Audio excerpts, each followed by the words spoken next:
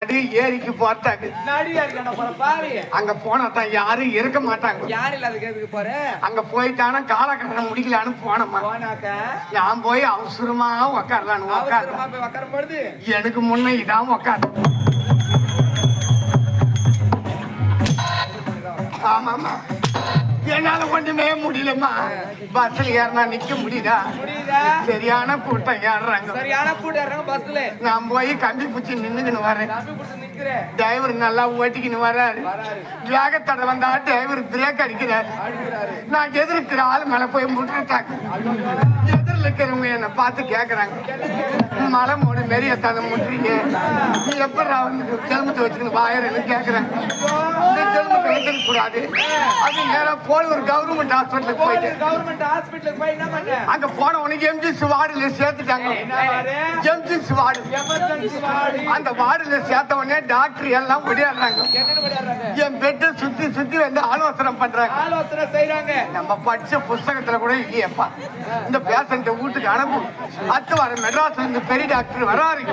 அவர் வந்த பிறகு ஆலோசனை மீட்டிங் போட்டு ஆபரேஷன் பண்ணலான்னு துரத்திட்டாங்கம்மா. எங்க ஊடு எங்க தெருவுல கட்சாக்குது. வெடிக்கலாம் டீ கடைக்கு போலான்னு நந்து வருவேன். எங்க தெருவுல இருக்கிற தாய்மாருங்க வாசல்ல சாணம் தெளிப்பாங்க. என்ன பார்த்த உடனே அண்ணன் கூட தெருவுல வச்சு என்ன திட்டிக்கினே வீட்டு உள்ள ஓடுறாங்க. நல்லவனெல்லாம் நாள் வந்து வாரிக்கிட்டு போகுது. காலங்காத்தாலும் அண்ணன் கூட மாதிரி ஆட்டிக்கிட்டு தெருவா அந்துக்கு வர்றாரு. இவனை தூக்கின்னு போறியே, அந்த பாவி இவன் மண்டபாளி எங்க வச்சுக்கிறானோ அப்படின்னு எல்லாம் என்ன திட்டுறாங்கம்மா. இந்த ஜென்மத்தை வச்சிருக்க கூடாது அப்படின்னு போன வாரம் செவ்வாய்க்கிழமை காலையில 9 மணிக்கெல்லாம் கரண்ட் கம்பத்தில் ஏறி மைன் வயிறு புடிச்சம்மா.